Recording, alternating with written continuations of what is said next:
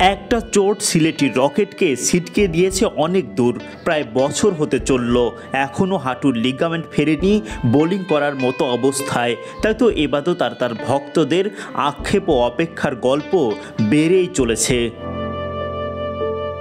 বৃহস্পতিবার তাসকিন, সাকিব, সাইফুদ্দিনরা যখন Zimbabwe series ও বিশ্বকাপ নিয়ে পরিকল্পনায় ব্যস্ত, মাঠের অন্য পাশে তখন ফেরার লড়াই এবাদতের। অথচ সব ঠিক থাকলে তো তাসকিনদের সাথে তার নামেও কনফার্ম হয়ে যেত বিশ্বকাপ টিকিট। হাল ছাড়েননি এবাদত, ফিরতে চান সেপ্টেম্বরের ভারত সফর দিয়ে। তবে চোট কাটিয়ে সেই সময় আদৌ ফেরা হবে তো তার? গত বছর জুলাইয়ে আফগানিস্তানের বিপক্ষে বোলিংয়ের সময় চোট পান এবাদত। তখন থেকেই হাঁটুর চোটে ভুগছেন এই পেসার। এসিএল চোট থেকে মুক্তি পেতে লন্ডনে গিয়ে করাতে হয় অপারেশনও। এর মাঝে দ্বিপাক্ষিক সিরিজের পাশাপাশি মিস করেন এশিয়া কাপ, ভারতে অনুষ্ঠেয় ওয়ানডে বিশ্বকাপ, বিপিএল সহ বড় বড় সব ইভেন্ট। এবার তো মিস করতে যাচ্ছেন টি-20 বিশ্বকাপটাও। সব আক্ষেপের গল্প একপাশে রেখে মাঠে ফেরার লড়াই এবাদতের। এখন চলছে রিহ্যাব প্রক্রিয়া। বোলিং তো দূরে থাক, পুরোপুরি রানিংয়ের মতো অবস্থায়ও নেই এই পেসার। বৃহস্পতিবার হোম অফ ক্রিকেটে কিছুটা দ্রুত গতির হাঁটাহাঁটিতে সারলেন ফিটনেস ট্রেনিং। সেপ্টেম্বরে ভারত সফরে 3টা টি-20 ও 2টা টেস্ট খেলার কথা বাংলাদেশের।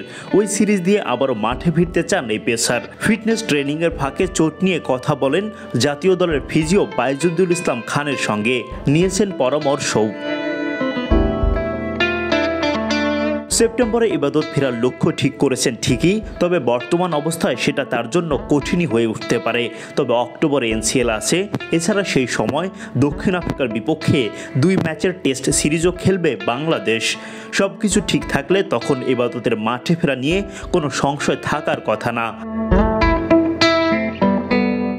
30 বছর বয়সী ইবাদতের ক্যারিয়ার খুব একটা লম্বা না, তবে জাতীয় দলে পা রাখার পর করেন দুর্দান্ত উন্নতি, হয়ে ওঠেন দলের অপরিহার্য নাম। কিন্তু যখন তার সুসময় চলে, সেই সময়ই পড়েন এমন জটিল চোটে।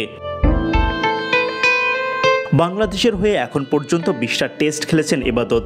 31 ইনিংস বল করে তার উইকেট সংখ্যা 42। ছিলেন মাউন্ট মঙ্গানুয়ে টাইগারদের টেস্ট জয়ের নায়ক।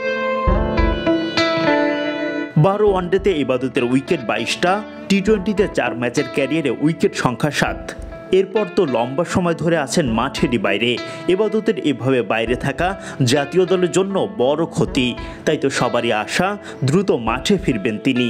সিলেটি রকেট ছুটে চলবেন আগের মতোই দুরন্ত গতিতে।